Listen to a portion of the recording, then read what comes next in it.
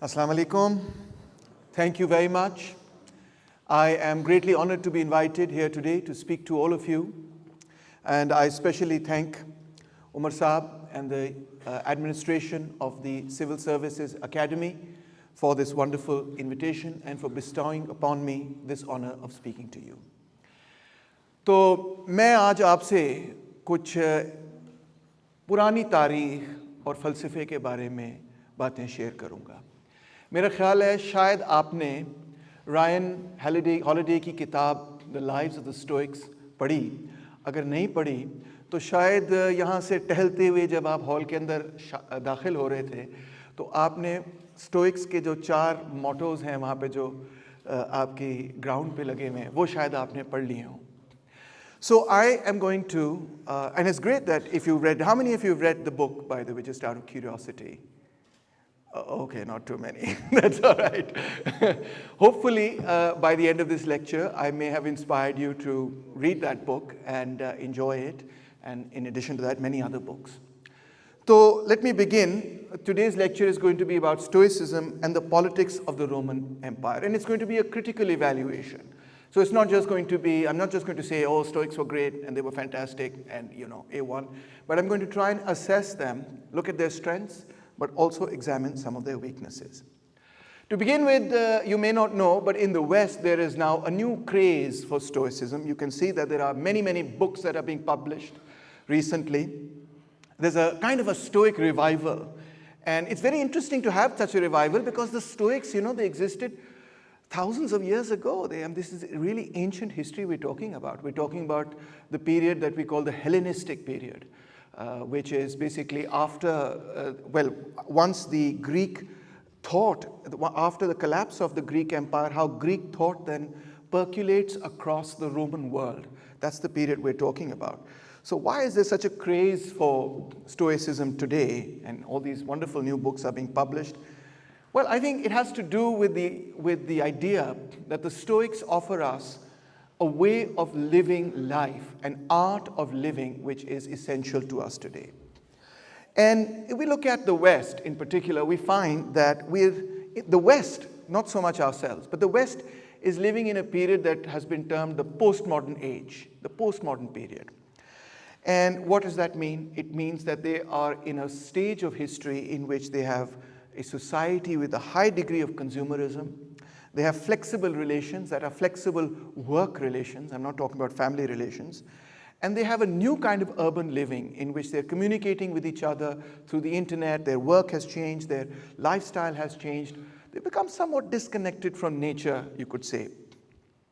This has generated, in the West as a whole, great feelings of alienation and also of isolation, sometimes of loneliness. And there is therefore an enormous desire amongst millions of people in the West to find new meaning in life. Now, in this postmodern age, they've seen through the 20th century enormous horrors, like, for example, World War I and then World War II, and then the nuclear explosions, etc. And they've attributed a lot of these things to enlightenment, to rationality, and to science. And for that reason, they've gone back into history to see what they can learn from ancient philosophers that could be relevant to the world today.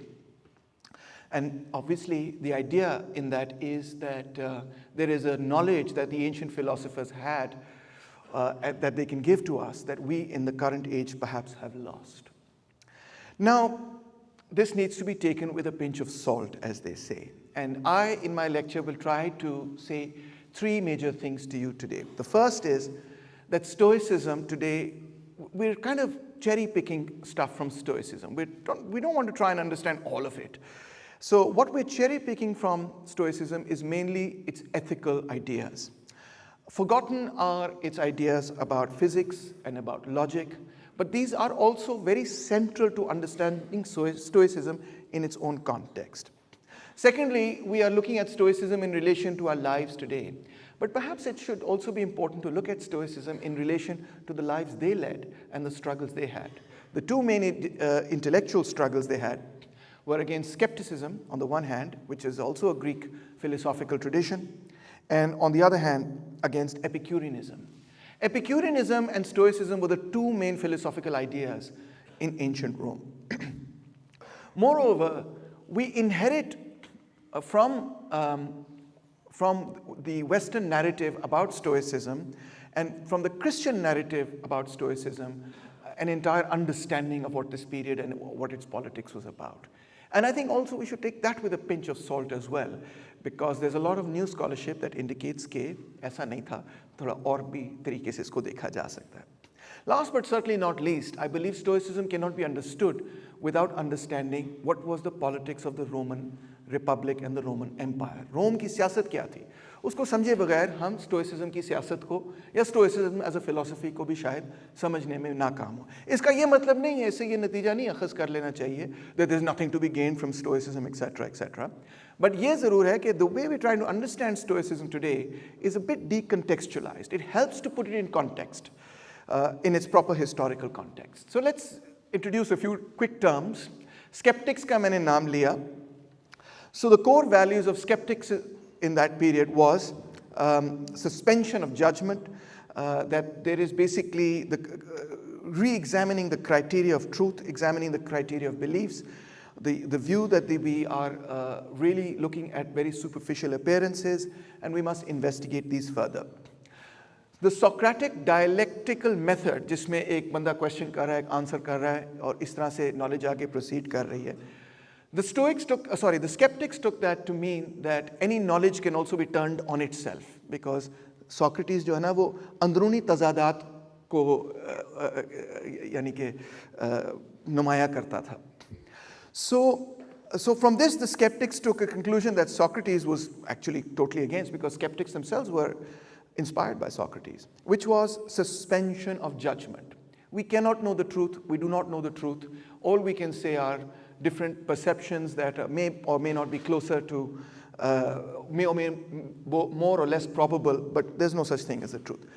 The nice thing that we get from them is that they ask us and they question everything. They even question whether we know anything. They even question whether we actually exist or not.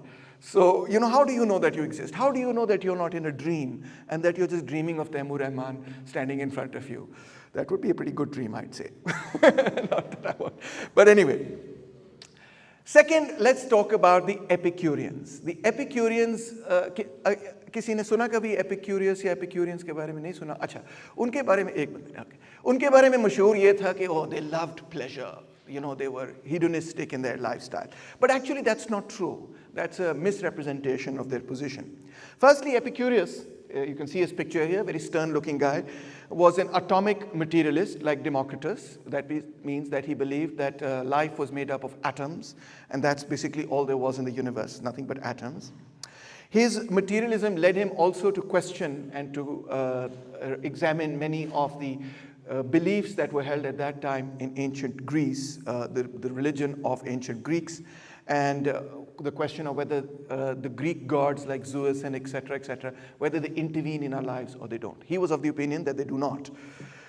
The greatest good, he said, was to seek modest, sustainable pleasure in the form of a state of tranquility and freedom from fear and absence of bodily pain. So pleasure is something that we want, but that doesn't mean hedonistic pleasure, ke chocolates khai jao. That's not what he means. What he means is the good life is a life that does not experience pain, and that is the object of life. So this can be achieved through knowledge of the world as well as by limiting your own desires. Justice, Epicurus thought, was a social contract. This is very important to understand. It's just an agreement between you and me. There's no such thing that comes from above, first of all, according to his view, that there's a divine form of justice. That's also just an agreement between us, he said. And secondly, there's no such thing as natural justice, something that emerges from nature or something. That's also just an agreement between us. So constitution and laws are basically social contracts. This is one of the first social contract theorists that we have in human history. Very important person for that reason. So finally, Epicureans were not too interested in politics. They said, yaar, isse dur hi raho, isme to khwari hai bas. Banda jo hai na, you get frustrated because you're never able to achieve the things that you want to achieve, and you can only achieve them by being really nasty to other people, and so it's not really a very good life.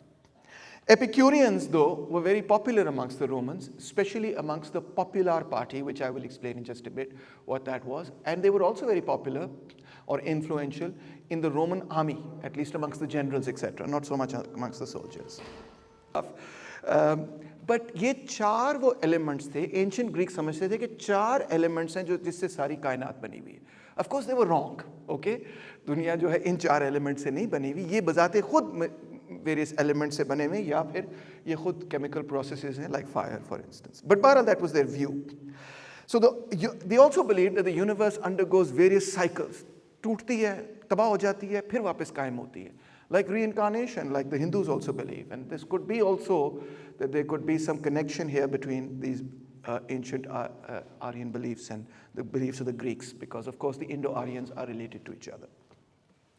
Logic में Zeno का ये कहना था कि the physical and human world are governed by a natural law. कुदरत जो है उसका एक कानून है, और कुदरत से मुराद सिर्फ मटीरियल चीज़ें नहीं थी, बल्कि तमाम चीज़ें थी. हम भी कुदरत का हिस्सा हैं, तो जो कुदरत का कानून है वो हम पर भी लागू होता है, हर चीज़ पर लागू होता है. वो कानून क्या है उसकी दरियाफ्त फ़लसफ़े का काम है. सो ज़ीनो कहता था, एक एग्जांपल देता था कि when you hold your fingers like this, like the palm of your hand, this he said is perception. When you do this to your hand, this is assent.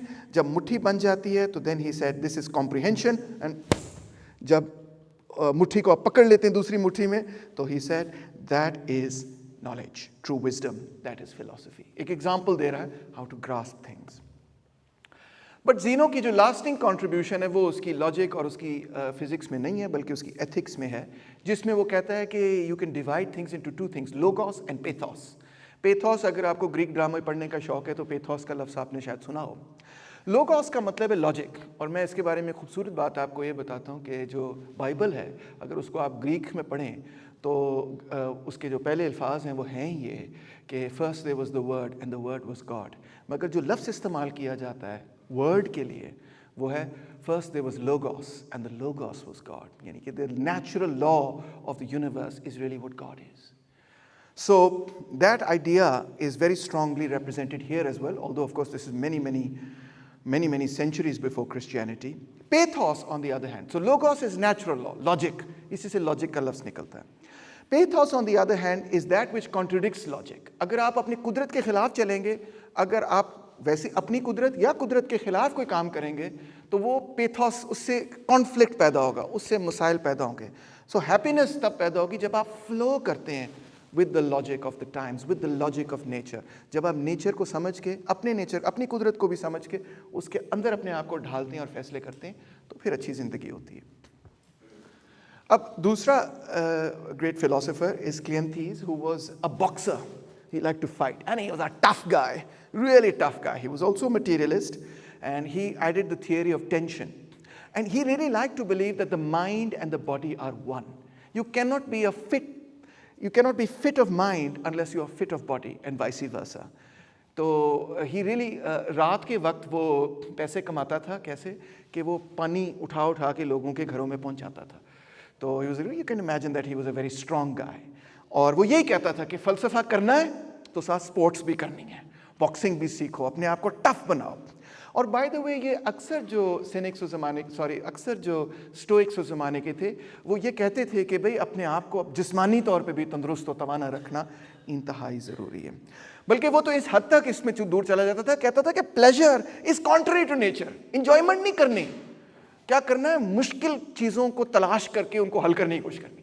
पहाड़ नज़र आ रहा है, चढ़ जाओ पहाड़ पे, ठीक है. कोई चीज़ नज़र आ रही है जो टूटती नहीं, तोड़ो उस चीज़ को. मतलब ऐसे नहीं हर चीज़ ना तोड़ना शुरू कर दो मगर ये है कि अपने आप को चैलेंज करो, मुश्किलात अपने लिए पैदा करो. वो कहता था कि एक्चुअली आप जिस तरह नीचे नहीं कहता, नीचे कहता that which does not kills me makes me stronger. तो कहता है चैलेंजेस जो हैं वही इंसान को इंसान बनाते हैं, वही आपको ग्रो करते हैं. अगर आपने ज़िंदगी में चैलेंज ही नहीं लिया तो आप जिंदा ही नहीं रहे, बल्कि आप गुलाम रहे हैं. वो कहता है इनफैक्ट ही सेज कि दीज एंशिएंट फिलोसफर्स बिलीव्ड कि हमारे अलावा बाकी सब जहनी गुलाम हैं, क्योंकि हम असल में समझ गए हैं कि मामलात हैं क्या दुनिया के. ये थोड़ी एक्सट्रीम व्यू है, मगर बहरहाल ये मज़ेदार आइडिया है कि जब भी उसके सामने कोई चैलेंज आता था, कोई मुश्किल हो, और मुश्किलात तो हर इंसान की ज़िंदगी में आती हैं, एक वक्त ऐसा, क्योंकि ज़िंदगी तो फ़ानी है, एक वक्त ऐसा आएगा कि आप के वालिदैन नहीं होंगे इस दुनिया के अंदर, एक वक्त ऐसा आएगा जब आप खुद ही नहीं होंगे इस दुनिया के अंदर, एक वक्त ऐसा आएगा जब आपकी जवानी ख़त्म हो जाएगी, आपकी खूबसूरती भी ख़त्म हो जाएगी। तो ये सारी चीज़ें, और भी मसाइल हो सकते हैं, बहुत बहुत बड़े मसाइल हो सकते हैं। तो ये कहता था कोई मसला नहीं है, और ये इन मसाइल के ज़रिए ही गुज़रने से आप एक बेहतर इंसान बनते हैं। अच्छा, अगर आप ये सोच रहे हैं कि ये कोई बड़ा यूनिफाइड किस्म का स्कूल था, तो अरिस्टो जो है, not to be confused with Aristotle, इन सारी चीज़ को चैलेंज करता था। उसको शौक था कि नहीं, वो उन स्टूडेंट्स में शामिल था जो अपने टीचर पे ना हर बात पे सर मगर मुझे एक सवाल है करते थे तंग करते थे अपने टीचर्स को। आप में से भी कुछ ऐसे होंगे, ठीक है ऐसे कोई? अच्छा नहीं, आप तो बड़े शरीफ लोग हैं, आप तो बड़े अच्छे लोग हैं। एनीवे, ही डिनाइड कि ये हैवी लॉजिक पे आप लगे हुए हैं, कोई फ़ायदा नहीं इसको पढ़ने का, ना ही फिजिक्स वगैरह को पढ़ने का फ़ायदा है। और ये देखें ना, लॉजिक में जब dialectical reasoning were like cobwebs, ये तो है ही बस लफ्ज़ों का खेल है यार, आप आर्टिफिशियली कंस्ट्रक्ट कर लेते हैं, यूजलेस चीज़ है ये सारा फलसफा जो आप पढ़ रहे हैं। फिर फिजिक्स पे वो कहता है no form of God is conceivable and denies him sensation and is in a state of complete uncertainty as to whether he is और इज नॉट एनिमेट। सो इस पे भी उसने कहा ये सारी फिजिक्स वगैरह जो है जिसमें ये कहा गया कि the universe itself is God, ये भी सब बेकार है। Ethics was the only true branch of philosophy. Virtue was to live in perfect indifference to all those things that were of intermediate character between virtue and vice. यानी कि वो ये कहता था there is no gray area in the world. या तो चीज़ ठीक है या चीज़ गलत है। अगर चीज़ गलत है तो वो उतनी ही गलत है जितनी वो चीज़ गलत है जो बहुत ही गलत है, और वो भी उतनी ही गलत है जो वो चीज़ है जो कि थोड़ी सी गलत है। वो एग्जाम्पल ये देता था कि अगर आप किसी शोर से दूर समुंदर में डूब रहे हैं तो इट डजंट मैटर कि आप समुद्र के बीच में डूब रहे हैं या आप साहिल के करीब डूब रहे हैं, डूबना तो आपने फिर भी है, ठीक है ना। तो इसी तरह वो कहता था कि जो गलत चीज़ है वो गलत है, चाहे आप समुद्र वहाँ जाके कर रहे हैं या यहाँ जाके कर रहे हैं, ज़्यादा गलत कर रहे हैं, ठीक वगैरह वगैरह, सिर्फ वो चीज़ करनी जो ठीक है, कोई इंटरमीडिएट गुड्स नहीं थी। थोड़ी एक्सट्रीमिस्ट पोजीशन है, क्योंकि फिर इसका मतलब ये था कि जो प्रैक्टिकल एलिमेंट्स थे इस फिलॉसफी के वो ज़रा उनमें ज़रा मसाइल पैदा हो जाते हैं। Then comes the second great founder of the Stoic school, Chrysippus, again 279 to 206 BC, and he wrote an incredible 705 books. यार आपने तो 705 बुक्स पढ़ी नहीं होंगी, शायद आपने 7 बुक्स भी ना पढ़ी हो, 5 तो पढ़ ली होंगी आई होप। तो अनफॉर्चुनेटली ये 705 किताबों में से एक भी किताब हमारे पास आज मौजूद नहीं है, मगर उसके कुछ आइडियाज़ हमारे साथ मौजूद हैं, और ख़ास तौर पे प्रोपोजिशनल लॉजिक का आइडिया हमारे साथ मौजूद है। मिसाल के तौर पे, if it is a day it is light, it is a day therefore it is light, this is the kind of prop. It's very simple, it's not difficult to understand this, but बहरहाल it made an addition to the Socratic syllogism that we already had. इसके साथ the universe is the soul and guide of itself. So it's very much in line with Zeno here. There is an organic unity and correlation and mutual interdependence of all its parts. अब उनके लिए तो ये कुछ divine भी है और कुछ material भी है. We don't have to accept it that way, but we can accept that there is a logic to the way things work in the world, in the universe. इस कायनात में कोई मंतक है और उस मंतक को समझना हमारी ज़रूरत है.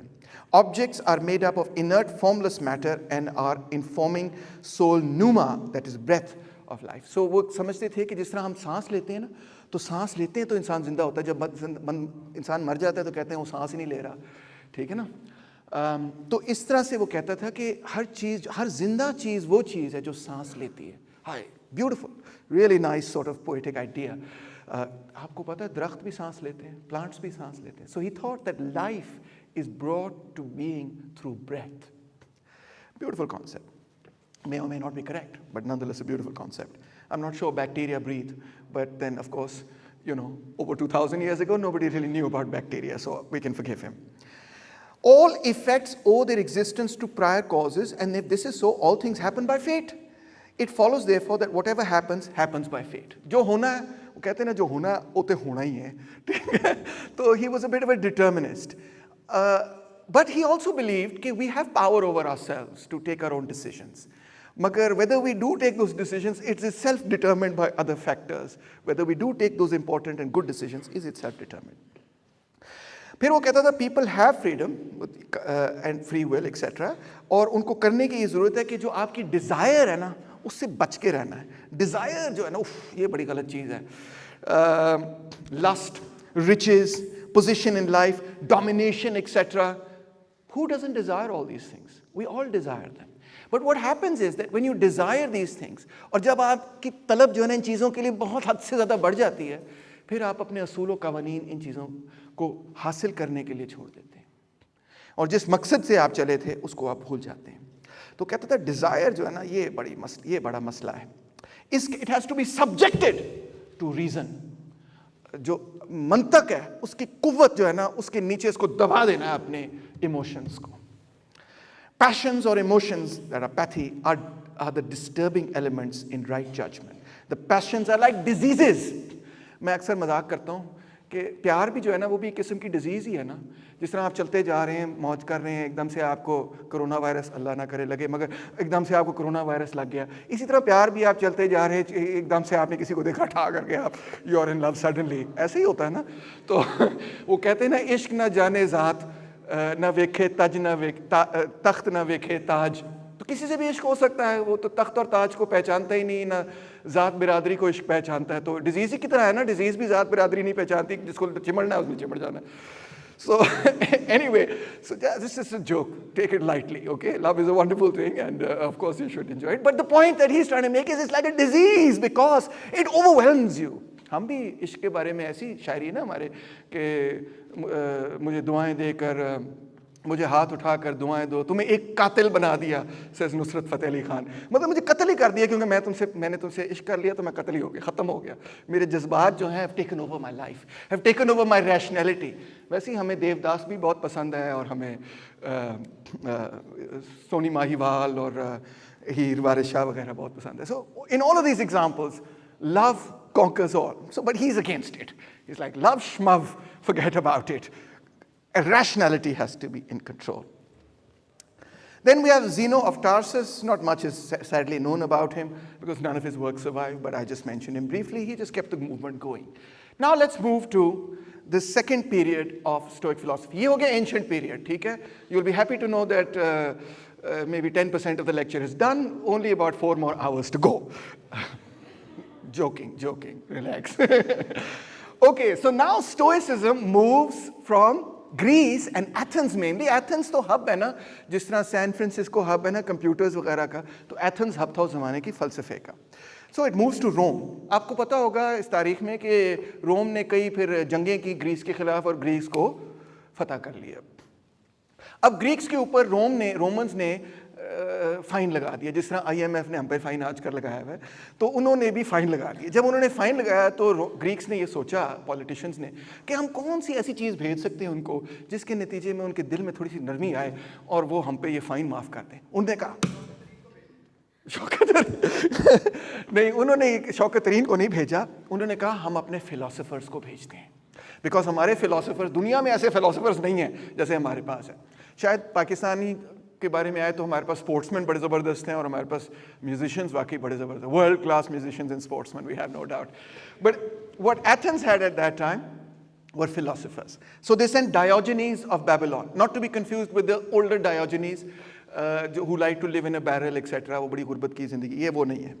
बहरहाल he was brilliant, and this diplomatic mission पहले तो बड़ा बुरा गया, क्योंकि जब ये philosophers वहाँ पहुँचे तो पहले दिन उन्होंने एक आर्ग्यूमेंट सामने रखी, अगले दिन उसी बंदे ने उसी के ऑपोजिट आर्ग्यूमेंट सामने रख दी। उन्होंने कहा कि पागल दा पुत्तर हैगा, एक दिन सानू एक गल दस रहा जी, अगले दिन दूजी गल दस रहा, बिल्कुल ऑपोजिट है, बिल्कुल पागल है।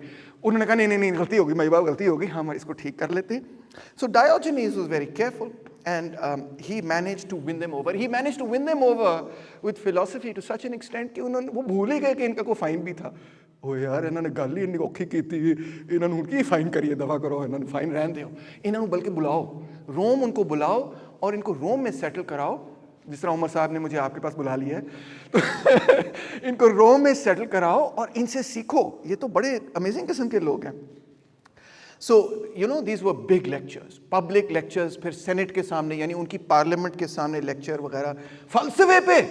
आज कोई हमारी पार्लियामेंट के सामने फ़लसफ़े पे लेक्चर करे तो लोग सोए पड़े हों। शायद शौकत तरीन की बात सुन लें, मेरी मैंने तो ना सुने, बट बहरहाल I am just okay, just try and understand कि कभी कभार मैं बीच में जोक करता हूँ, don't mean to offend anybody, offend हो गए तो फिर मैं क्या करा, बहरहाल अच्छा. So he also at the same time softened his approach a little bit. He said, क्योंकि रोम तो अब बड़ा अमीर हो रहा था और अमीर होता चला जा रहा था, he said, और ये जो पुराने स्टोइक्स थे ये तो कहते थे कि दौलत की करनी है, बस रहन दो, बस ये तो इमोशंस वगैरह दुनियावी चीज़ों से हमारा कोई ताल्लुक नहीं. तो उसने कहा नहीं इतना भी कोई बुरी चीज़ नहीं है. इंटरमीडिएट थिंग्स जो हैं like wealth is not merely conducive to achieving pleasure and good health but essential. अच्छा ठीक है, दौलत भी हासिल कर लें, वो भी अच्छी चीज़ है. तो उसने ना इस तरह से उसका थोड़ा सा स्टोइसिज्म को ज़रा वाटर डाउन किया, थोड़ा सा उसको calm down किया. उसके बाद एंटीपेटर आया, also not to be confused with the other antipater, and he also further sort of moderated Stoicism a little bit. He also spoke about family and marriage and love, which at that time nobody had really spoken about it, and he spoke in favor of family and marriage and love, etc. And one of the very interesting things about Antipater, though, is that he said, it is your duty to consider the interest, and this I think is very relevant to aspiring civil servants. It is your duty to consider the interests of your fellow men and to serve society. You were brought into the world under these conditions and have these inborn principles which you are duty-bound to obey and follow, that your interests shall be interests of the community, and conversely, that the interests of the community shall be your interests. How wonderful, how beautiful. And in fact, many of his students took that to heart and said, बिल्कुल ठीक बात है, गरीबों का हमने ख्याल रखना है. अब इस पीरियड में रोम में क्या हो रहा था, ये तो मैंने आपको कहानी सुनाई कि जो ग्रीक्स वहाँ पे आए उनकी क्या कहानी थी. रोम में दिलचस्प बात यह है कि Rome suddenly now was becoming an empire, और जब एम्पायर्स बनते हैं तो बहुत सारी दौलत आती है, और जब दौलत आती है तो उसके साथ बहुत सारी एरोगेंस भी आती है, और जब एरोगेंस आती है तो कहते हैं आप दफा करो ना, गरीबान उसी की करना ना नाल, ऐसे ही होता है ना. तो रोम के अंदर क्लास कॉन्फ्लिक्ट पैदा हो रहा था. In that time was this man, Tiberius Gracchus, an amazing guy. He came from a very wealthy family. He was part of the Roman elite, totally part of the royal elite, etc. But he said, देखें, अगर हमने अपनी रियासत को मजबूत करना है, कायम रखना है, तो इसमें गरीबों का भी कुछ हिस्सा होना चाहिए. तो उसने प्रपोज किया कि हमें अग्रेरियन रिफॉर्म करना चाहिए, और थोड़ा सा लैंड जो है वो from the Roman state wealthy land owner से गरीबों को थोड़ी थोड़ी ज़मीन दें ताकि वो भी आबादकारी करें वगैरह वगैरह, और वो भी खुशहाल हों. And he managed, he was a tribune of the people. So Rome had a senate, and by this time it also had this people's tribunes. People's tribunes ये होते थे कि सेनेट के लोग तो वो होते थे जो कि आज भी सेनेट है, सेनेट के वो लोग वो होते थे जो कि उन खास रोमन फैमिली से ताल्लुक़ रखते थे जिन्होंने रोम को सेटअप किया था. Rome was only a city, so सिर्फ उस सिटी के लोग उसमें होते थे, और जो आम जनता थी, पब्लिक थी, अवाम थी, प्लिबियंस थे, उनकी कोई रिप्रेजेंटेशन इस कमेटी में नहीं थी. तो उनकी रिप्रेजेंटेशन के लिए इन्होंने ये पीपल्स ट्रिब्यून सेटअप किए, and he was very successful, he was very popular amongst them because he advocated land reforms. But the senators, the oligarchs, the big landlords didn't like it, and they had him murdered. बड़ी brutally इस बेचारे को मारा.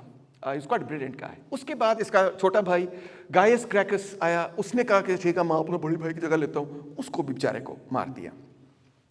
अब इस पूरे मामले में जो गायस ब्लोसियस था, जो एंटीपेटर का स्टूडेंट था, क्योंकि एंटीपेटर आपको याद है पीछे कह रहा था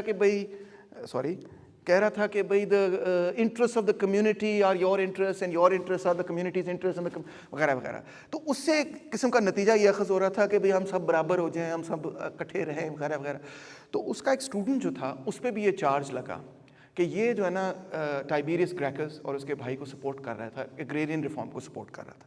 उसका ट्रायल वगैरह हुआ और बड़ी मुश्किल से उसने अपनी जान बचाई गया, और नहीं सर जी मेरा को ताल्लुक नहीं सीधे नाल, वो बच गया. तो इसके बाद हम देखते हैं कि जो स्टोइक स्कूल है उसमें एक ट्रांसफॉर्मेशन आती है, और ट्रांसफॉर्मेशन ये आती है कि अब स्टोइक स्कूल जो है वो जो रोमन सेनेटोरियल लैंडेड एलीट थी, जिसको हम पेट्रियार्क कहते हैं, वहीं से टर्म पेट्रियार्की भी निकलता है, जिनको हम पेट्रियार्क्स कहते हैं, रोम के पेट्रियार्क्स जो थे उनके साथ बड़े करीबी उनके ताल्लुकात भी पैदा हो गए, और उनके ज़रिए उनका बहुत इन्फ्लुएंस भी बढ़ गया. Panaetius, for example, set up the Scipionic circle. Scipio Africanus was a really, sort of big military general who was very influential. तो इसने वो एक थिंक टैंक सा बनाया जिसमें आर्टिस्ट भी थे, उसमें स्कॉलर्स भी थे, थिंकर्स, फिलोसोफर्स वगैरह थे, and through this think tank they had enormous influence on the Senate.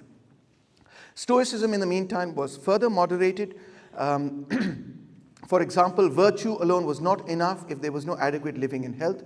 He rejected apatheia, which meant instead, apatheia meant that you have to be apathetic to wealth and riches and everything else. He said, no, you don't have to be apathetic to it. You should get some of it, etc. And that is in consonance with nature. And also he wanted to popularize Stoicism. So he said कि इसको ज़रा आसान लफ्ज़ों में बयान करें, जैसे मैं अपने ऑनलाइन लेक्चर्स में आसान लफ्ज़ों में फ़लसफ़ा बयान करने की कोशिश करता हूँ. आप में से किसी ने देखे मेरे वैसे online lectures? Yes, I'm so happy. Thank you. Thank you. Very kind of you. उसके बाद we have Panaetius, who wrote a very, very important work on duties. Now his great contribution is that he tried to, ये सारी writing हो रही है, एक बंदे ने 705 किताबें लिखी हैं, किसी ने कितनी लिखी हैं, किसी ने किताब भी कोई नहीं लिखी मगर उसके लेक्चर्स बहुत ज़्यादा हैं. So he tried to now synthesise it all. He is the great systematiser कि भाई इतना सारा फ़लसफ़ा हम कैसे अब लोगों को समझाएंगे. तो उसने कहा कि let's make it simple, let's try and understand what it is. So, first and foremost, he says the roles and duties common to us all as human beings exist. You're a human being, so there are some duties that you have as a human being.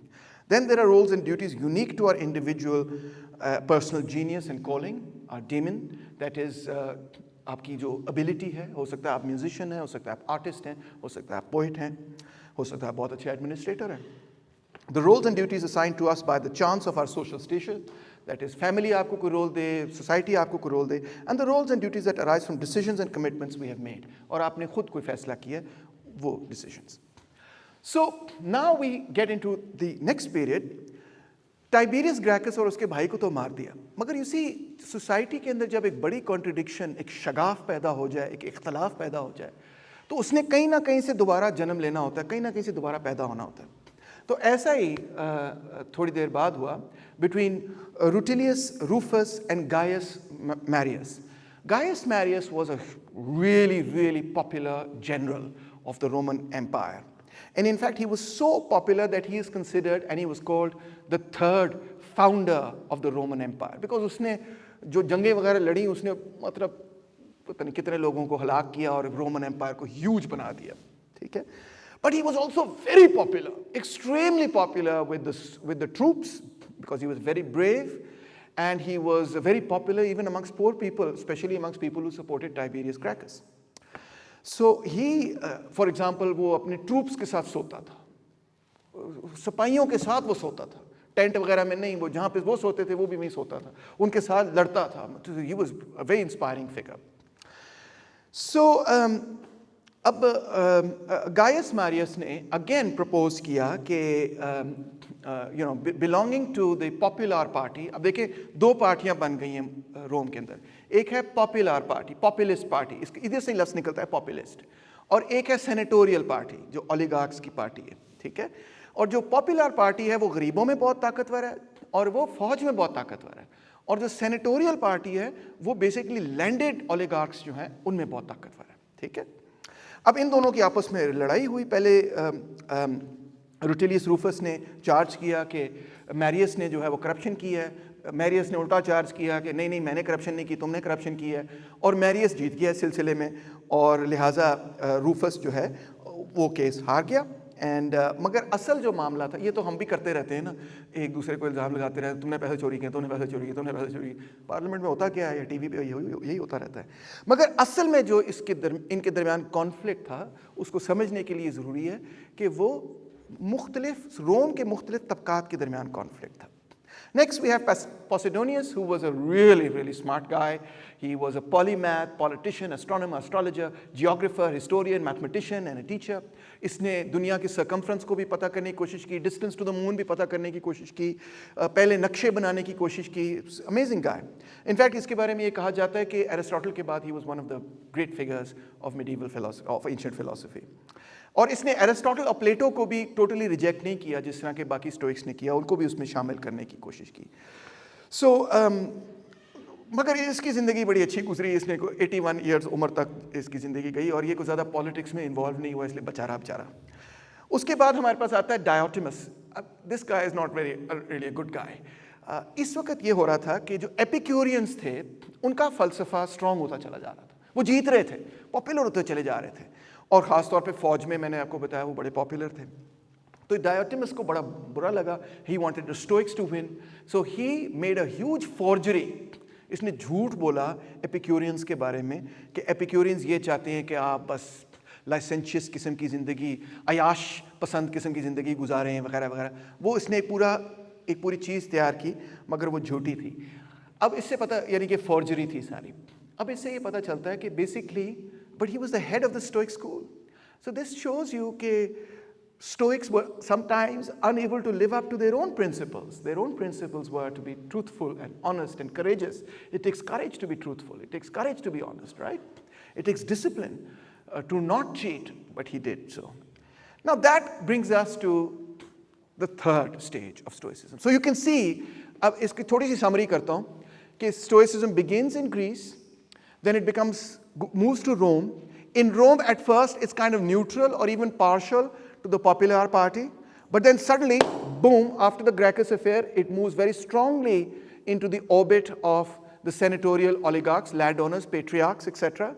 And now it's very firmly attached to them, and with, वो कहते हैं ना, great power is, absolute power corrupts absolutely. So some of that corruption seems to have filtered into the Stoics themselves, who at this stage seem to become also intellectually a bit dishonest, especially in the instance of Diotimus. Now let's come to the later Stoics. The thing about the later Stoics is that most of what we know about the Stoics, by the way, is from these people. Most of what we know about Stoics is from Cicero, Seneca, Epictetus, Marcus Aurelius. पुराने Stoics के तो मैंने आपको बताया कि उनके works जो हैं वो वैसे ही खत्म हो गए थे। अब Cicero is one of the most important people, although he's not a Stoic philosopher in that sense, but he is one of the most important people as far as West ki understanding of its own history is concerned. Cicero is probably number one, ancient history. Not only do academics and others look to Cicero to understand the politics of ancient Rome, to understand the philosophy of the Stoics, but they look to Cicero as the foundation of developing the Latin language and of developing humanities. His importance cannot be underestimated. Now Cicero, though, was not, but has now become a deeply controversial figure, even in Europe and in the West. What is the controversy? Cicero exaggerated the democratic qualities of republican Rome. And he defended the Roman oligarchy against the popular reforms of Julius Caesar. And that's why we have the perception today that Caesar बड़ा ख़राब था और Cicero बड़ा ज़बरदस्त था. Michael पेरेंटी की बड़ी ज़बरदस्त किताब है पीपल्स हिस्ट्री ऑफ एंशिएंट रोम, जिसने पढ़ के मैं भी यही सोचता था जब मैं बड़ा हो रहा था कि जूलियस सीजर मिलिट्री डिक्टेटर था और वो बाकी सिसरो बड़ा ज़बरदस्त आदमी था, तो एक सिंपलिस्टिक किस्म का मेरा व्यू था उस पर. मगर जब मैंने ये किताब पढ़ी तो मेरा व्यू बिल्कुल ड्रामेटिकली चेंज हो गया. तो क्या मामला था? Well, Parenti argues that Cicero was vain, pompous, hypocritical. He was not necessarily corrupt, मगर पैसे के पीछे भागता था. वो पता कि चालाकी करता था, चालाकी ये करता था कि जो अमीर लोग होते थे ना, उनके साथ अपने आप को इंग्रेशिएट करता था, ख़ास तौर पे अगर कोई बूढ़ा हो जाए. और वो रोम में ट्रेडिशन ये था कि अगर आप किसी को बहुत पसंद करते थे ना, किसी यंगर आदमी को, तो उसको आप अपना अडॉप्टेड सन बना देते थे. और अडॉप्टेड सन जो होता था ना, वो आपकी सारी जायदाद उसके हाथ हो जाती थी. तो सिसरो ने 7 ऐसे अमीर लोगों को कन्विंस किया कि मुझे अपना पुत्र बना लो. उन्होंने पुत्र बना भी लिया और सारी स्टेट उसको दे दी. And by the end of it he was a very very wealthy man. अच्छा, but forget about that. Let's try and understand Julius Caesar and his reforms, much reviled in history. और आपने शायद वो किसी ने शेक्सपियर का वो play का तो सुना होगा ना, जूलियस सीजर, जिसमें वो उसका बेस्ट फ्रेंड उसको चाकू मारता है और जूलियस सीजर एंड में कहता है एथ टू ब्रूटे, फिर मर जाता है. Et tu Brute means not you too Brutus, क्योंकि Brutus was very close to Caesar. In fact for a while he was his adopted son, so chosen successor, etc. So what were the reforms that Caesar was advocating? Well, first of all, Caesar himself was very much He was a big hero, by the way, in terms of war and in terms of spreading the empire. A really, again, very brave person, would fight with his troops. Incredible military general on a scale that history has rarely ever seen. And beloved by the soldiers and by the poor of Rome. And you can see why. He was also inspired by Tiberius Gracchus, and he proposed that first and most important reform he proposed and carried through was that just before Caesar there was civil war in Rome, because सिर्फ Rome के जो citizens थे, जिस तरह लाहौर के सिर्फ citizens जो थे उनको, और वो भी सिर्फ जो अमीर लोग थे, जो landed Romans थे, वो citizens माने जाते थे. बाकी पूरे इटली में जो लोग थे उनको citizens मानते ही नहीं थे, उनको Romans ही नहीं मानते थे. तो जूलियस सीजर ने कहा नहीं, इनको भी यार शहरी बनाओ, इनको भी वो हकूक मिलने चाहिए जो हमारे पास हैं, और इससे सिविल वॉर खत्म होगी. And I think that was correct. It was needed that to prevent Rome from going into civil war. He gave Roman citizenship to Gauls, for example, who had fought alongside him when he was a governor there. Grain की procurement पे और purchases पे उसने regulation कायम की कि grain की कीमतें जो हैं वो कम हों. अभी आप देख रहे हैं कि पेट्रोल की कीमतें जो हैं वो बढ़ गई. आज सुबह की हेडलाइन भी आपने पढ़ ली होगी कि फल और सब्ज़ी की कीमतों में 15% इजाफा होगा और दूध की कीमत जो है उसमें 60 रुपये इजाफा होगा. तो मगर जूलियस सीजर अगर होता हो कहता नहीं, ऐसी की तैसी कीमतों में इजाफा नहीं होने देना मैंने, गरीबों का तो सत्यानाश हो जाएगा. So also he distributed land amongst the poor, especially amongst army veterans. He said जो लोगों ने मेरे साथ सर्व किया उनको ज़मीनें मिलनी चाहिए. He gave the poor temporary relief from rents and began a program of improving housing for the poor. And in addition to that उसने बहुत सारी colonies नहीं बनाई जहाँ पे गरीबों को उसने shift किया कि यहाँ काम करो, मेहनत करो, मजदूरी करो और पैसे भी कमाओ. So he drained many of the marshes, business districts were improved, new theaters and temples were built. He proposed construction of projects for improving trade by sea and for improving the harbors. He had plans for a new canal for the city of Corinth. Caesar began enlisting men for talent into public service, standardized, streamlined local government operations, created term limits on governors, and overall, he really reformed the Roman bureaucracy for much needed reforms. Because देखो, रोम पहले एक city state था और अब वो expand होकर एक empire बन गया था, मगर उसके लॉज वही थे जो सिटी स्टेट वाले थे और एम्पायर वाले लॉज नहीं थे. तो जो अब बड़ी उसकी सल्तनत बन गई थी तो उसके अकॉर्डिंगली लॉज नहीं थे, उसने इंट्रोड्यूस किए. मगर जब उसने इंट्रोड्यूस किए तो एक तबका था जो उससे बहुत नेगेटिवली मुतासर हुआ और वो थे पेट्रिशियंस और जो ओलिगार्की थी. तो उन्होंने फिर जूलियस सीजर को पार्लियामेंट में जब बुलाया, सेनेट में बुलाया, Caesar was addressing the senate, तो वहाँ उन्होंने चाकू छुपाए हुए थे, उन्होंने चाकू जो है उसके अंदर डाल दिए. और विलियम शेक्सपियर ने अपने बड़े खूबसूरत प्ले जूलियस सीजर में उसको डिपिक्ट किया. अच्छा, तो जूलियस सीजर का जो मेन पॉलिटिकल राइवल और ओपोनेंट कह सकते हैं आप, वो ये आदमी था सिसरो, जो कि बहुत ही इन्फ्लुएंशियल है. Again, 100 years before Jesus Christ, and considered one of Rome's greatest orators. ओहो, उसकी तकरीर सुने तो आप कहें वह है यही बंदा ठीक है, बस असी तुझे देखना ही नहीं. And a great prose stylist as well. Cicero was an enormous influence on the Renaissance of Europe, as well as on the Enlightenment of Europe and on humanities. You can see his influence by understanding that John Locke, David Hume, Montesquieu, Edmund Burke, themselves huge names in European political philosophy were influenced by Cicero. Now, there's a very important conspiracy called the Cataline Conspiracy. Cataline promoted debt relief and was supported by the poor, yet another populist politician. Cicero denounced him to the Senate, and later Roman armies crushed him. And Cicero then executed 5 senators who had supported Cataline, but he executed them without a trial. No trial, maar diya unko. Then, for this reason, temporarily he was taken back, and then he came back into politics, etc. He then fought against Julius Caesar and defended the ways of the Roman Republic. Now, this is called a republic, but I want you to understand it has nothing to do with the republics that we have today, because इसमें गरीबों का कोई, plebeians का, slaves का, औरतों के कोई हकूक नहीं थे. Republic में सिर्फ जो senatorial class थी, जो landed class थी, they had the main voting rights, etc. He was not involved in the conspiracy to murder Julius Caesar, mainly because Brutus ने कहा कि नहीं उसको नहीं बताना, वो बोल देगा, रहने दो. And for a while he was brought back under Mark Antony, who was Julius Caesar का successor, his right-hand man. And for a while Mark Antony and Cicero worked together, but then Cicero tried to move Augustus, Octavian, who was Julius Caesar's adopted son, against Mark Antony, and then Mark Antony charged him with treason, etc., and finally had him executed.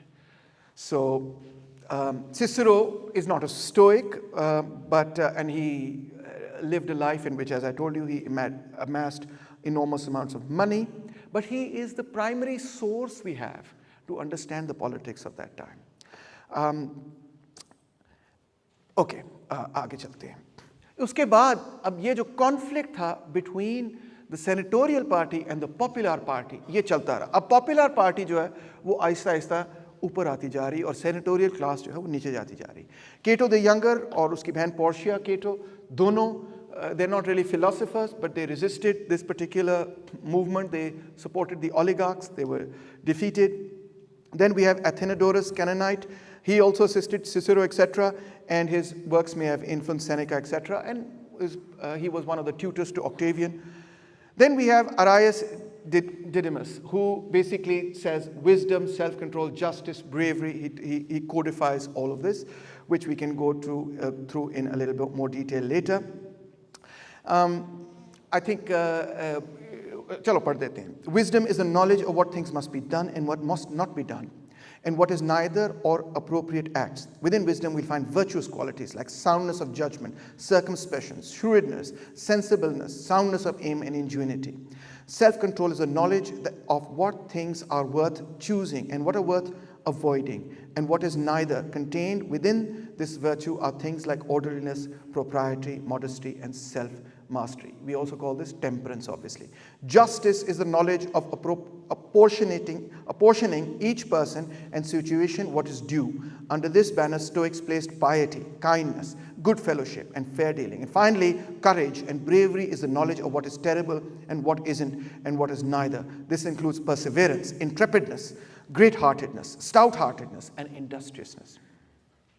Finally, we have Seneca, who was a tutor to Nero. In fact, many of the speeches that Nero gave, घबराना नहीं, I'm almost coming to the end, and then we'll have question and answers. आप लोग तो थक गए, हाय, कदों मुकेगा है, घबराओ नहीं. Okay, we're almost coming to the end. Seneca, इतने सारे नाम मैं ले रहा हूँ, मुझे पता है कि आपने कहना है कि सर ये तो ज़्यादा ही हो गया हमारे साथ, हमें याद ही नहीं रहने इतने नाम. मगर bear with me. Okay, Seneca. So 4 BC to 65 AD. Now this is the Christian period we are talking about. Seneca wrote many of the important speeches that Nero made, including a speech in which Nero came in front of the Senate and said, मैंने अपनी माँ को कत्ल कर दिया. And yeah, he did. He killed his own mother. He executed his own mother. And Seneca had to write the speech for that because he was the main tutor and speech writer. And not a very stoic thing to do, not a very courageous thing to do. More courageous thing would have been to say, you did the wrong thing, I'm not standing with you on this. But anyway, Seneca thought philosophy is a balm for the wounds of life. The destructive passions, anger and grief must be moderated by reason. So you can see the continuation of the main Stoic theme here. One must be willing to practice poverty, although he himself amassed a lot of money. He writes about favors, clemency, the importance of friendship, and the need to help others. Lots and lots of very beautiful letters that he's crafted. Finally, he wrote how important it is to confront one's own morality and be able to face death. Death is a theme that comes again and again in Stoic philosophy. We're all going to die, but the real question is, how do we face that death? With courage, with temperance, or do we completely go crazy? And Seneca, though, did face his own death with great temperance and with great courage.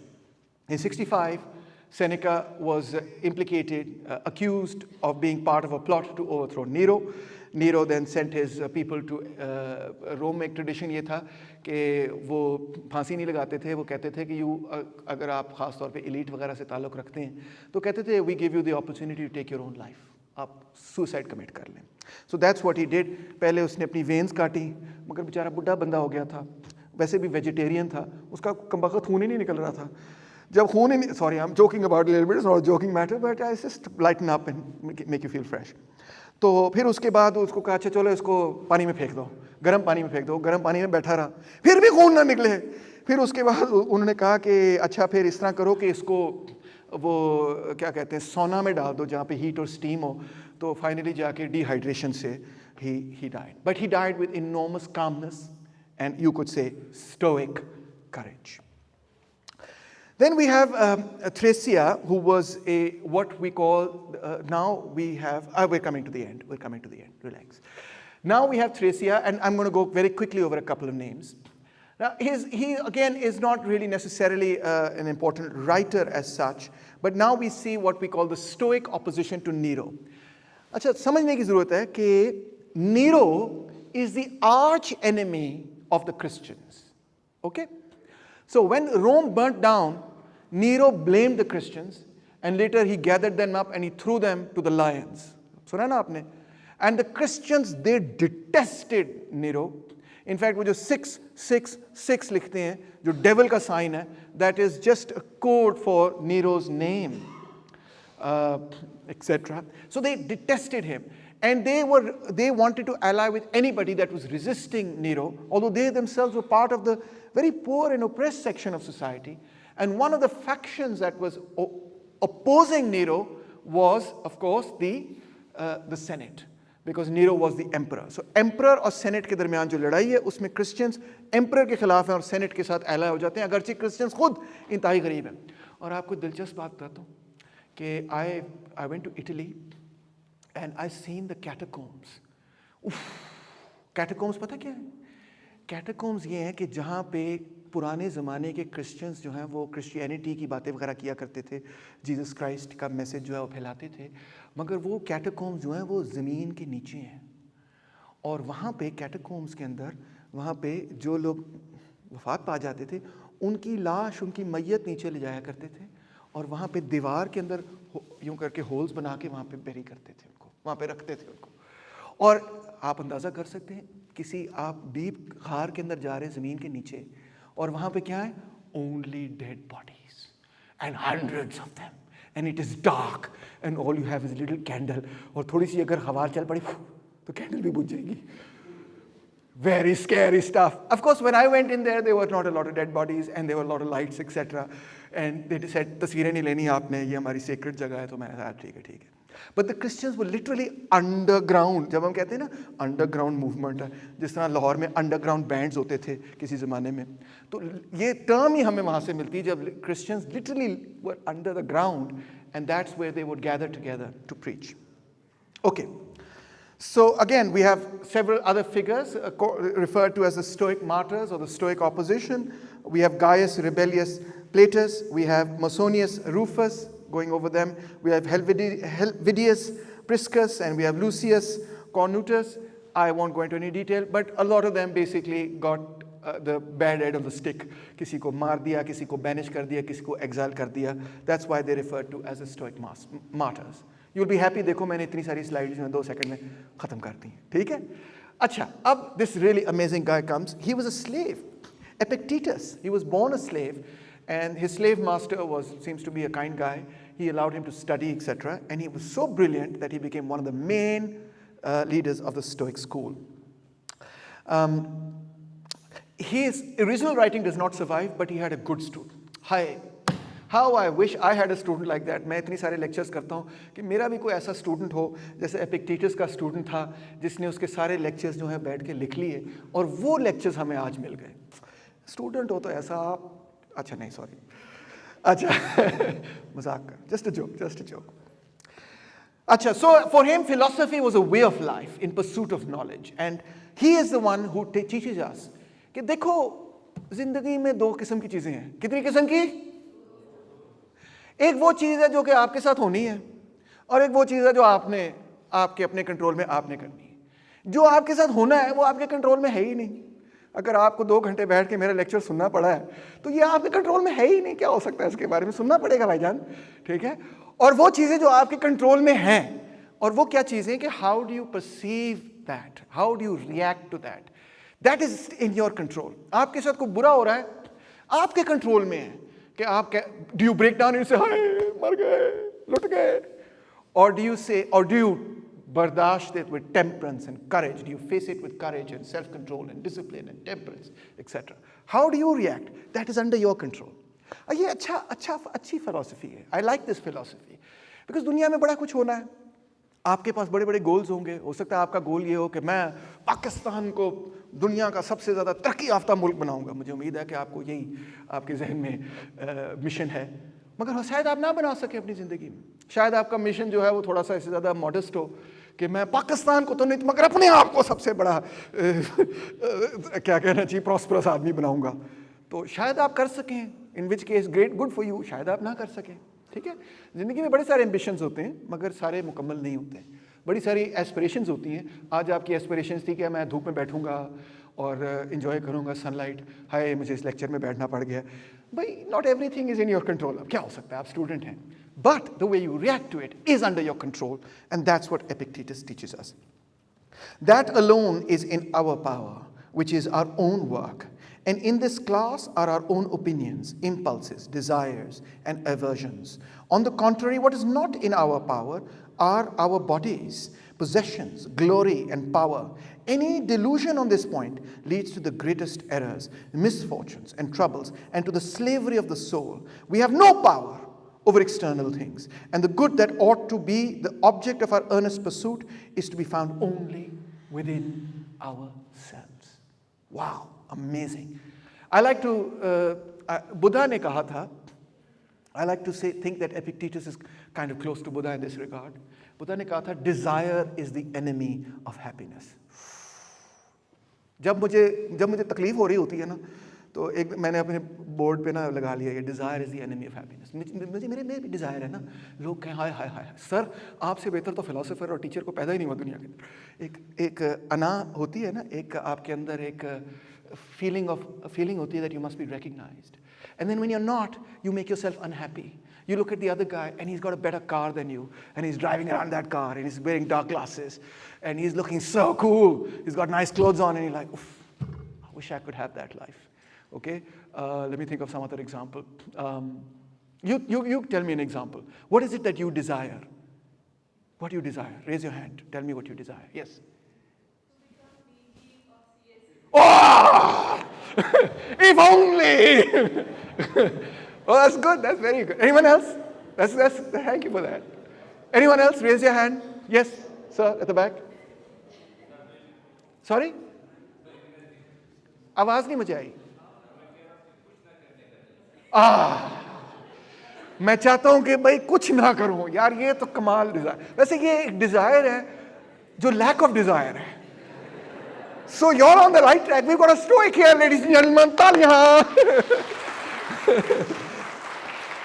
By the way, let me tell you कि Stoics के साथ मुझे एक बड़ी emotional किस्म की attachment है. You know why?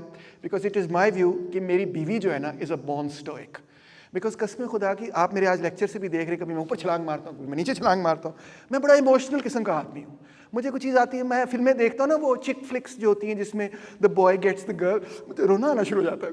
So happy. हालांकि मुझे पता है बकवास फिल्म है यार, क्या हो गया, तैमूर के ऐसे ड्रामेबाजी है सारी और वगैरह वगैरह, मगर मैं फिर भी रोना शुरू हो जाता हूँ. और अगर मैं देखूँ कोई फिल्म हो जिसमें गरीबों के लिए कोई स्ट्रगल हो रही है तो मैं जज्बाती हो जाता हूँ. मुझे भी जज्बा आ जाता है. अच्छा, मेरी बीवी जो है ना ऐसे फ्लैट लाइन, क्या मसला है तुम्हें? अच्छा, मैं उसे पूछता हूँ कई दफ़ा, मैं कहता हूँ माविश, दैट्स हर नेम, मैं कहता हूँ Mavish, how do you do it? How do you control your emotions? I can't. I feel like I'm the woman in this relationship and you are the guy. You know, I'm the emotional one. So she gives me the classic, she's Epictetus reborn. She says, your emotions are under your control. Just don't get emotional. She has no long-winded explanation. It's just that she's a born Stoic. So I hear you, my friend, to not desire is the ultimate goal of Stoicism.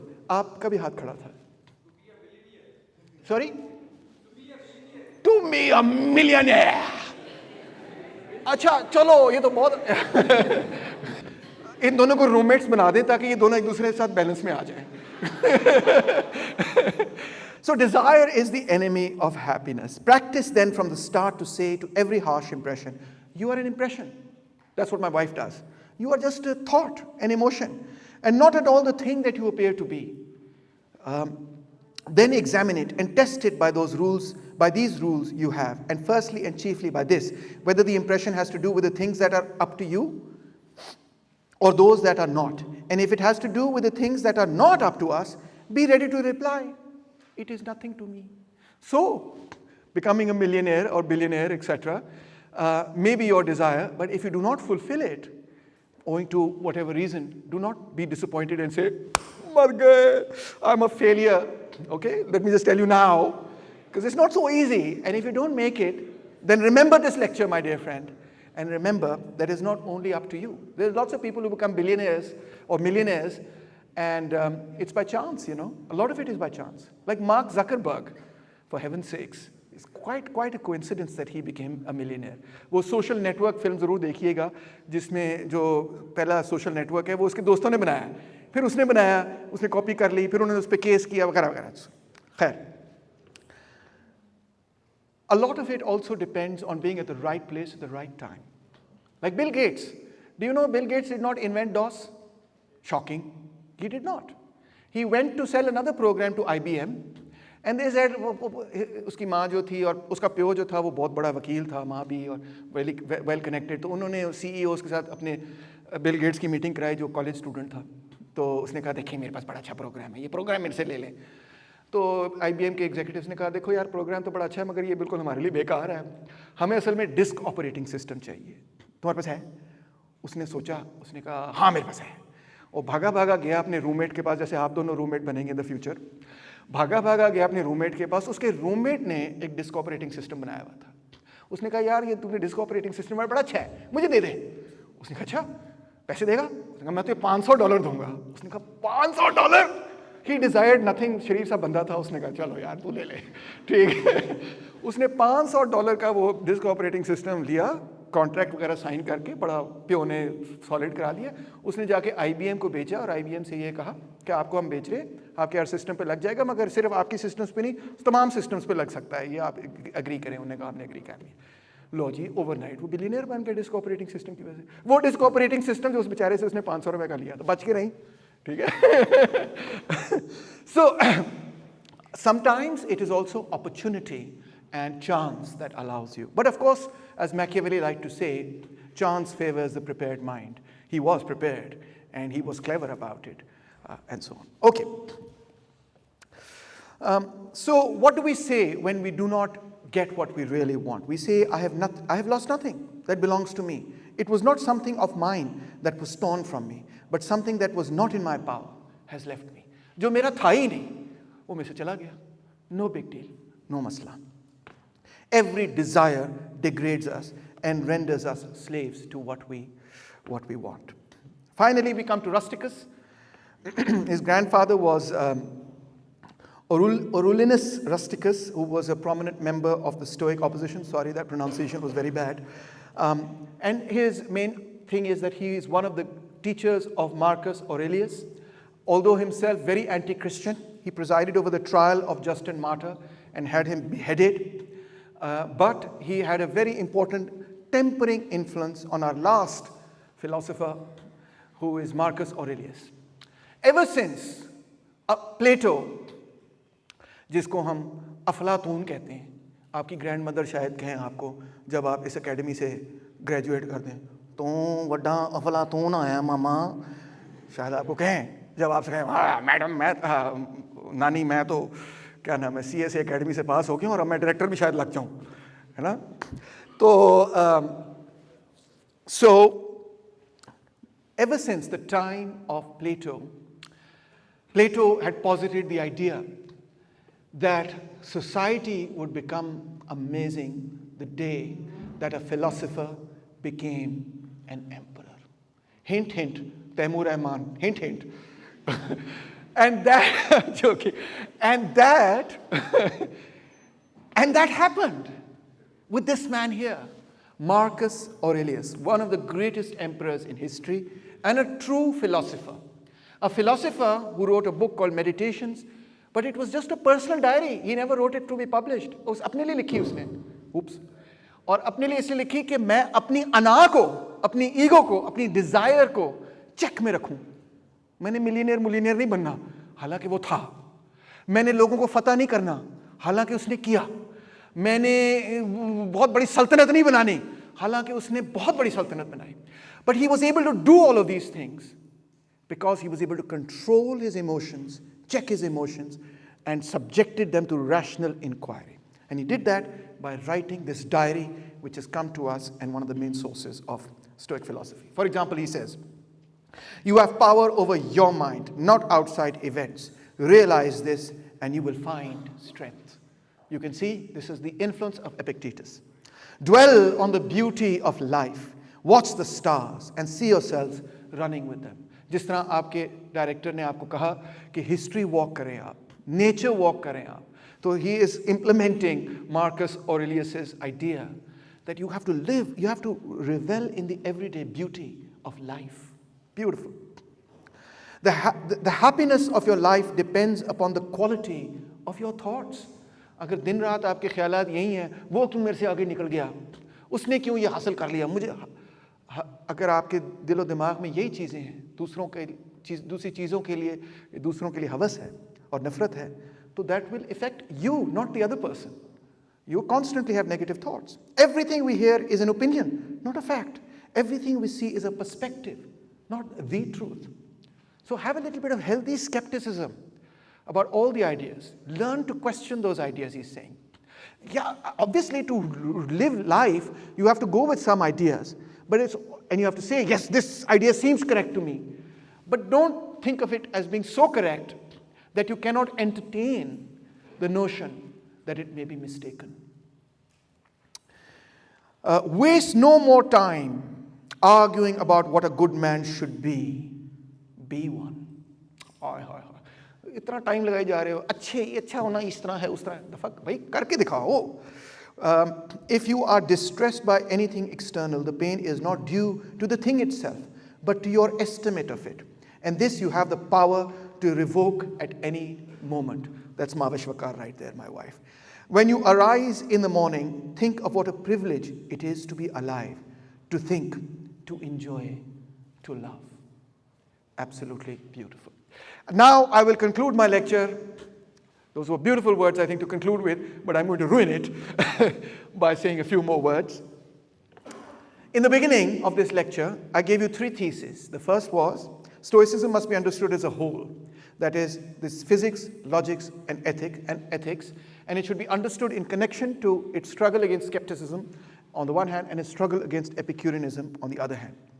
From Stoicism, we get the idea of natural law, nature, human nature, that we are part of nature.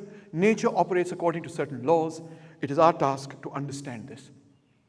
But and that our contract, our justice system has to accord to nature. Now you know this is very common in John Locke and others as well, other liberal philosophers. But the other idea is equally powerful, and perhaps in recent social science, the other idea is considered to be actually ascendant and dominant today, which is that your social contract, your justice system, your constitution, your laws, your institutions, even the institution of marriage, is nothing other than a social contract. And that social contract can change as society changes. And in fact, it must change as society changes in order to keep pace with society. You cannot have the same social contract that you had 2,000 years ago going today. You have to move with the times. Second, Stoicism, मैंने कहा, must be understood independent of Christianity and the West. Now, Nero is a great villain for the Christian writers, but there's now a lot of scholarship in the West itself, amongst Christians themselves, who are not necessarily believing Christians, that say that this is exaggerated, and that in fact the way in which Nero has been portrayed is often incorrect. And therefore the contemporary view of Stoics may be colored by Christianity's opposition to Nero on the one hand, and on the other hand by Enlightenment ke jo figures the, their opposition to the kings of their days, which was a just and legitimate opposition. And of course the opposition of the Christians to Nero was equally a just and legitimate opposition. But nonetheless, we may have gone a little too far in our criticism of what was going on at that time, presenting this side as being totally devoid of any evil and that side as being totally devoid of any good. History is more like a Greek tragedy there are good and bad people and good and bad aspects on all sides of the equation. And I think as scholars or social scientists or historians, we have to have a little more nuanced opinion. देखो कुछ फिल्में होती हैं, मैं ऐसे आपसे बात कर रहा हूँ, कुछ फिल्में होती हैं जिसमें एक ईवल आदमी होता है और एक गुड आदमी. हर फिल्म में कोई ना कोई ईवल होता है, कोई ना कोई अच्छा होता है. ऐसे ही है ना. बच्चों वाली जो फिल्में होती हैं ना, उसमें जो ईवल आदमी होता है ना, वो टोटली ईवल होता है और वो कभी कोई अच्छी काम ही नहीं करता. उसकी कोई फैमिली नहीं होती, उसके कोई बच्चे नहीं होते, उसकी कोई बीवी नहीं होती. शुक्रिया. उसको कभी दुख नहीं होता, उसको कभी गम नहीं होता. वो इंसान ही नहीं होता एक तरह से. वो इतना ईवल होता है कि मतलब उसको मारने में फिर आपको कोई दुख और अफसोस नहीं होता. और जो अच्छा होता है वो इतना नेक पाक होता है, इतना को नेक पाक होता है कि उसने कभी झूठ ही नहीं अपनी ज़िंदगी में बोला होता. ये बच्चों वाली कहानियों में ऐसे होता है. ज़िंदगी में ऐसे नहीं होता मेरे दोस्तों. ज़िंदगी में जिसकी आप मुखालफत कर रहे हैं उसमें भी हो सकता है अच्छी सिफतें हों. और जो ग्रेट सिविलाइजेशंस होती हैं या ग्रेट लोग होते हैं या ग्रेट फिलोसोफर्स होते हैं, उनमें इतनी एबिलिटी होती है कि अगरचे वो उन लोगों की मुखालफत कर रहे होते हैं, मगर एट द सेम टाइम वो ये कह सकते हैं मैं इसकी मुखालफत कर रहा हूँ मगर इसकी अच्छी सिफ्त भी ये है. हो सकता है आप वेस्ट की मुखालफत करते हो फॉर इंस्टेंस, मगर वेस्ट की अच्छी सिफ्तों से सीखना भी ज़रूरी है. उनकी साइंस और टेक्नोलॉजी और स्कॉलरशिप से सीखना भी ज़रूरी है. हो सकता है आप इंडिया में बहुत मुसलमानों के साथ जुल्म ज़्यादती हो रही है, आप और मैं, हम सब वो इस जुल्म ज़्यादती के ख़िलाफ़ हैं, मगर साथ साथ हमें ये भी पहचानने की ज़रूरत है कि उनमें हो सकता है कोई अच्छी बातें भी हों. हो सकता है कुछ ऐसे लोग भी हों जो उसके ख़िलाफ़ खड़े हों. वो सब ईवल नहीं है. ये बच्चों वाली कहानी है. Adults do not believe this things. आपकी भी लड़ाई हुई होगी. जब आपकी लड़ाई हुई थी ना, तो आपके साथ जो दुश्मनी थी ना, जिसकी आपका दिल चाहता था उसको मार के उसका मुंह तोड़ दो, ऐसे दिल चाहता था ना, और आपके जहन में ये आ ही नहीं सकती थी बात कि उसमें कोई अच्छी सिफ्त भी हो सकती है. वो भी इंसान है, उसकी भी कोई जस्टिफिकेशन हो सकती है अपने पॉइंट ऑफ व्यू के पॉइंट ऑफ व्यू. वो सही नहीं है, मैं ये नहीं कह रहा वो सही है, तो ये मगर हमारे दिमाग में नहीं आती बात. जब हम लड़ाई और गुस्से में होते हैं तो स्टोइक्स आपको कहते हैं ज़रा गुस्सा थामो, कम करो और रैशनली चीज़ों को समझने और देखने की कोशिश करो. तो यही आइडिया हम उस नैरेटिव पे भी अप्लाई कर सकते हैं. और इसी के साथ मेरा दूसरा नुक्ता ये है कि स्टोइक्स को तभी हम सही तरह से समझ सकते हैं जब हम रोमन पॉलिटिक्स के अंदर उसको सिचुएट करेंगे. उससे बाहर निकाल के हम उससे कुछ अच्छी चीज़ें अखज़ ज़रूर कर सकते हैं, मगर उसकी मुकम्मल जो गहराई है शायद उस तक नहीं पहुंच सकते. और आखिर में ये क्या हम ये कह सकते हैं कि Stoics were on the wrong side of history, जैसे सिसेरो के बारे में हमने ये कहा? अगर हम ये इस नतीजे पर पहुंचते हैं, और मैं नहीं कह रहा कि हम ज़रूरी है इस नतीजे पे पहुंचें, मगर अगर हम इस नतीजे पे पहुंचें तो इस नतीजे से एक और नतीजा निकलता है, और वो ये कि advice based on personal ethics makes one more efficacious, perhaps more emotionally balanced, but it doesn't necessarily give us an irrefutable moral compass. इसकी सबसे बड़ी एग्जाम्पल न सिर्फ ये है कि स्टोइक्स ने अपने ज़माने में जो नेसेसरी रिफॉर्म्स थे उनको सपोर्ट नहीं किया, बल्कि ओलिगार्क्स को सपोर्ट किया, मगर इससे ज़्यादा बड़ी मिसाल ये है कि ये पूरी सिविलाइजेशन, ग्रीक और रोमन सिविलाइजेशन, ग़ुलामी की बुनियाद पर कायम थी, स्लेवरी की बुनियाद पर. और इन पूरी 500 ईयर्स ऑफ हिस्ट्री में एक भी स्टोइक फिलोसोफर नहीं है जो ग़ुलामी के निज़ाम को गलत कहे. हालांकि ऐसे स्टोइक फ़िलासफ़र्स हैं जो ख़ुद ग़ुलाम थे और ग़ुलामी से निकल कर आए, मगर ग़ुलामी के ख़िलाफ़ बगावत करना, स्पार्टिकस का साथ देना फॉर इंस्टेंस, जिसने बहुत बड़ी ग़ुलामों की बगावत की against the Roman empire, that was not what the Stoics were doing. So it is important therefore to combine advice on how to be efficacious, to be courageous, to have temperance, to have courage, to have discipline, with also knowing what Socrates said, right from wrong. What is it that we are here to do today? What is it that you are here to do today? What is your purpose in life? Is it merely to serve yourself and to make millions, or is it to serve the public of Pakistan? I'll leave you with that. Thank you very much.